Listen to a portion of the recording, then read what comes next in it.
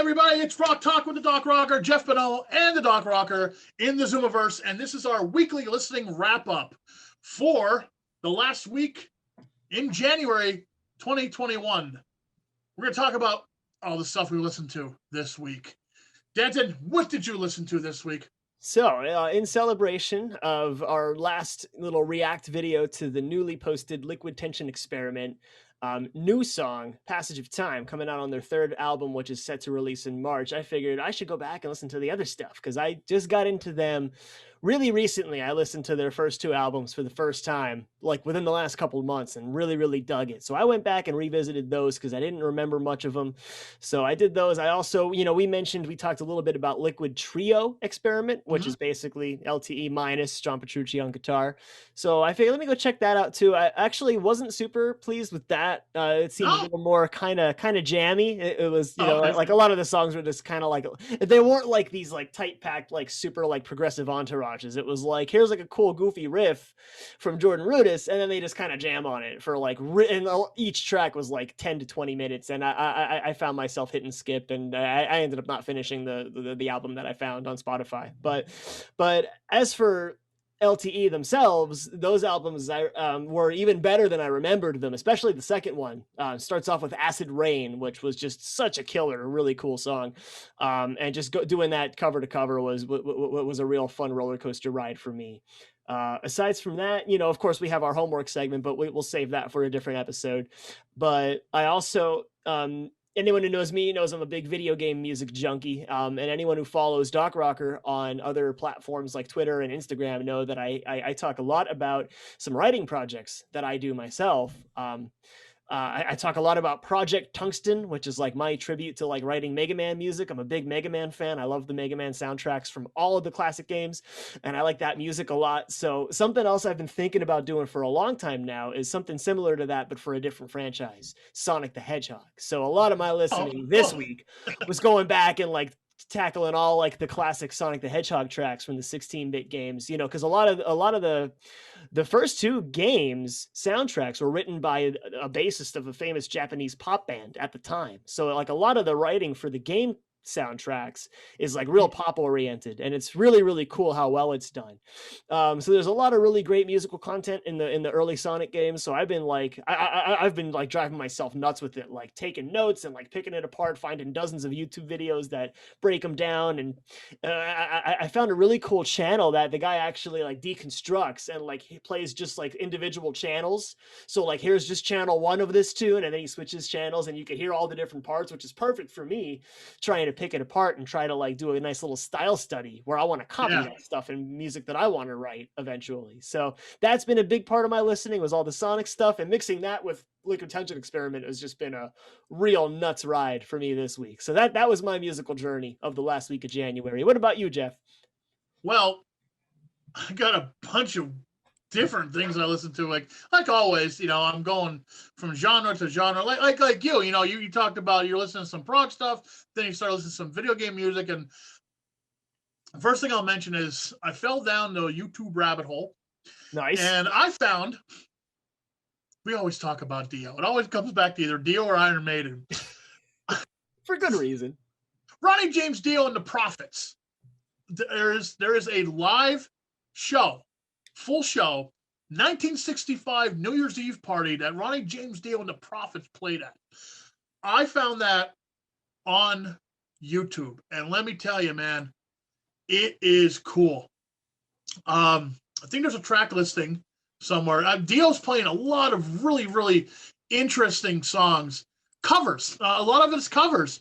Most of it's covers. I think all of it's covers, actually. He's doing stuff. It's Only Loved by the Beatles. He's doing You Really Got Me by the Kinks. It's All Over Now by the Stones. We Gotta Get Out of This Place by the Animals. Set Me Free by the Kinks. We Can Work It Out by the Beatles. I Feel Good by James Brown. You want to hear Dio sing I Feel Good by James Brown, man? That is nuts. It's really cool. It's about an hour long.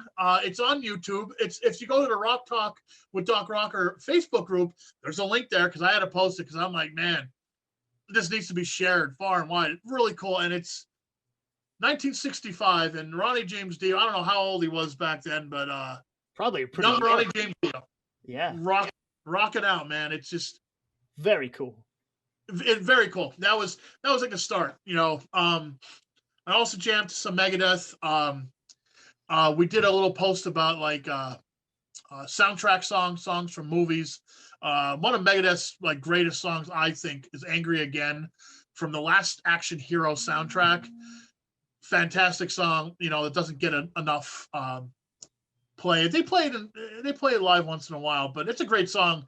It was never on any kind of proper Megadeth album, just on the soundtrack. I discovered the Christian rock band Stryper did a cover of a Black Sabbath song, one of my favorite Sabbath songs, "After Forever." They knocked it out of the park, man. It's excellent. I'm really surprised. There's a lot of people in our group that post about Stryper. We have a lot of Stryper fans in our Rock Talk with Doc Rocker group. Something I did not expect, but apparently this band is way better than I give them credit for. Back in the 80s, they wore like black and yellow striped outfits, and they were really glammy and very, very Christian-y, and they would hand out Bibles and stuff at their shows. They were, yeah, it was, they have an album called "To Hell with the Devil."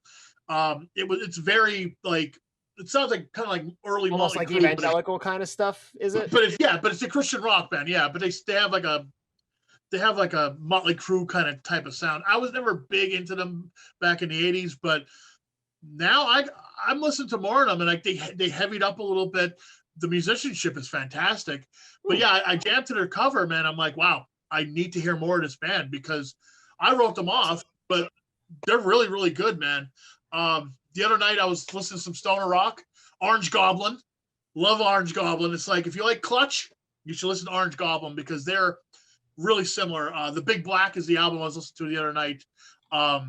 Fantastic riff-based rock, really good stuff.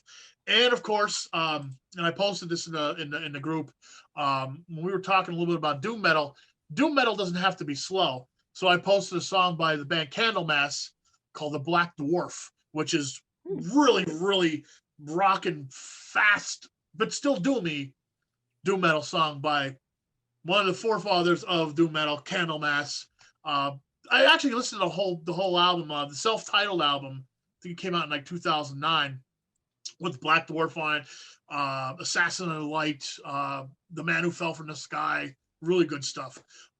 So that's pretty much what I jammed to and from work, and while I'm doing stuff around the Latimer compound here. Nice. Stuff that I was jamming. Good stuff this week. Yeah, it sounds like you covered a lot of ground. I definitely miss the I mean, I miss my commute, but I also don't. You know, I miss driving and traveling and having more opportunities to listen to stuff on the road. But I also kind of like the working from home thing a lot too. I'm kind of like on the fence with everything that's going on right now. But yeah, I'm definitely. Well, my commute's not that far. I mean, my commute's up the street. It's maybe 4 miles, if that. Yeah, but even there, you know, that's a good like 10, 15 minutes probably with traffic lights and stuff, and there and back, and you add that up, you have like a good 5 hours worth of travel time in the week. Yeah, I get to jam, you know, and that's where I do a lot of listening. I one more thing I have been listening to. It's an audiobook. It's Steven Adler, the original drummer from Guns N' Roses. Mm-hmm. I've been listening to his autobiography. Wow. I didn't know he had an autobiography. Yeah, that's interesting. It's really good. It goes into a lot of weird detail, man. And some of it's pretty dark, but it's good. Good stuff. So that's what I've been listening to this week. There you go. For those of you interested in hearing more of our weekly consuming content, you know, be sure to like our page, join the Facebook group, subscribe to the YouTube channel, Pansy Podcast Productions, where we're going to be posting tons of weekly Rock Talk content, as well as Teacher Talk content, as well as other content to come in the future. We're going to be releasing a bunch of shorter segments like this, kind of wrapping up what we got as far as our weekly listenings and our homework assignments. We're going to start breaking our episodes up into smaller pieces for both the Rock Talk and Teacher Talk components of the show. So stay tuned. There's a lot more great content to come.